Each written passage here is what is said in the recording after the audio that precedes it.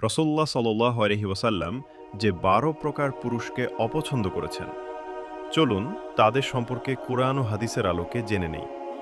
তার আগে ভিডিওটিতে একটি লাইক, কমেন্ট, শেয়ার করতে ভুলবেন না। চলুন শুরু করা যাক।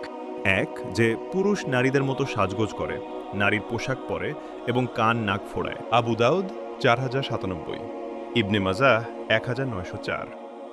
২. যে পুরুষ শরীরে ট্যাটু করে বা করায়। বুখারী ৫৯৩১। ৩.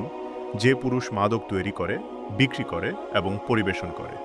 তিরমিজি ১২৯৫। ৪. যে পুরুষ রেশম পোশাক পরিধান করে। নাসাই ৫১৪৪। ৫. যে পুরুষ শরীয়তসম্মত সুগন্ধি ব্যবহার করে না। নিহায়াতুল মুহতাজ, রামলি ১২/৮। ৬. যে পুরুষ লাল ও হলুদ রঙের পোশাক অহংকারের সাথে পরিধান করে। মুসলিম ২০৭৭। ৭. যে পুরুষ স্বর্ণ ব্যবহার করে। আবু দাউদ ৪০৫৭। ৮. যে পুরুষ মা বাবাকে অভিশাপ দেয় এবং বার্ধক্যে তাদের সেবা করে না। মুসলিম ৫০১৮। ৯. যে পুরুষ তালাক দেওয়ার উদ্দেশ্যে বিয়ে করে, যাকে প্রতারণামূলক বিয়ে বলে। আবু দাউদ ২০৭৬। ১০.